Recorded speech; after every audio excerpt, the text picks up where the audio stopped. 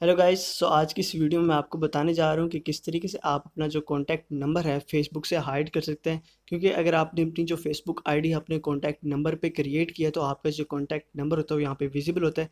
तो आप किस तरह सिंपली इसको हाइड कर सकते हैं फेसबुक से। तो गाइस सबसे पहले आपको अपनी जो फेसबुक है उसको यहाँ पे ओपन करना है और आपको आ जाना है अपने मेन्यू में। तो आपको अपर राइट साइड के ऊपर मेन्यू का ऑप्शन मिलेगा, आपको उस पर क्लिक करना है और यहाँ पे आप आ जाएंगे अपने मेन्यू में। और उसके बाद आपको स्क्रॉल डाउन करके नीचे सेटिंग एंड प्राइवेसी का जो ऑप्शन मिलेगा उस पर क्लिक करना है और आपको दोबारा से सेटिंग के ऑप्शन पे यहाँ पे क्लिक कर देना है। और यहाँ पे आपको यहाँ पे ऑडियंस एंड विजिबिलिटी में आपको जो है सेकंड नंबर पे प्रोफाइल इन्फॉर्मेशन का ऑप्शन मिलेगा। तो आपने सिंपली उस ऑप्शन पे यहाँ पे क्लिक करना है।